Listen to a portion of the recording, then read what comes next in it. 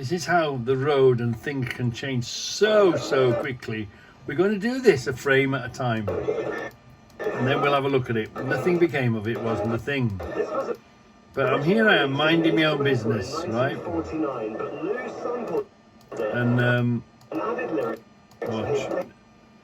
watch this. See the nose of his car? Watch the nose of the car. Watch the nose of the car. He's come over. Oh, my secret's out. Anyway, look. And this truck here, look. Wow! That could have turned into something, couldn't it? But he's a foreigner. And the trouble is, travelling on this side of the road, sitting on the right-hand side of the truck, you're naturally looking forward and looking in your mirror. The only time you look in your left-hand mirror is when you want to look. You don't naturally see everything on your left side, only if you see it, if you get what I mean. Whereas when you're sitting on the right side, you look in the front, but you're also sort of looking in your mirror constantly. And this truck driver would have seen, if that was a UK truck, that driver would have naturally seen that police car coming from a long way off. Would have seen him. It would have took his attention. But because they're over here and they're not designed for being over here, they're not supposed to be over here, especially a working truck, especially because it can be done. It's just a case of disconnect it at the docks, and you know, it must be equally the same when we're over there. Why, oh why are foreign trucks allowed to bring trailers over here and operate commercially? And it must be the same question, why should English trucks be allowed to take English trailers over into France and Germany and Europe and whatever? It's mad. It's just complete madness. And here's an example of, you know, anything can happen at any time.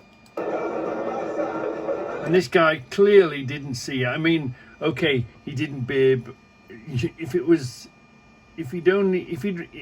He realised instantly it was the cops, so that was no problem. Otherwise, there would have been beep, and there would have been all sorts. But look, that was a British truck. That truck would have known that car was in the way of the cops behind him, because he would have seen the trucks coming way off.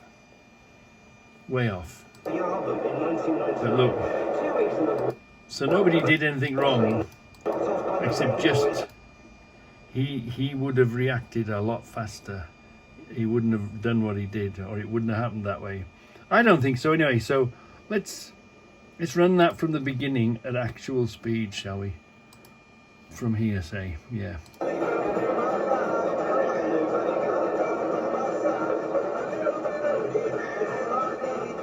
This was originally released as an instrumental in 1949, but Lou sampled it and added lyrics for his debut album in 1999. 2 weeks to number one, eventually knocked off by the Vader Boys going to Ibiza. The Bob the Builder version was number one a couple of years later in 2001. It was actually. Did it? His braking's a bit off. His braking pulled him out of line. Watch.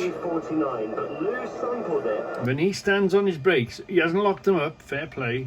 He's kept it in control. But watch. His brakes are pulling. Watch him pull over towards me. He's on the brakes.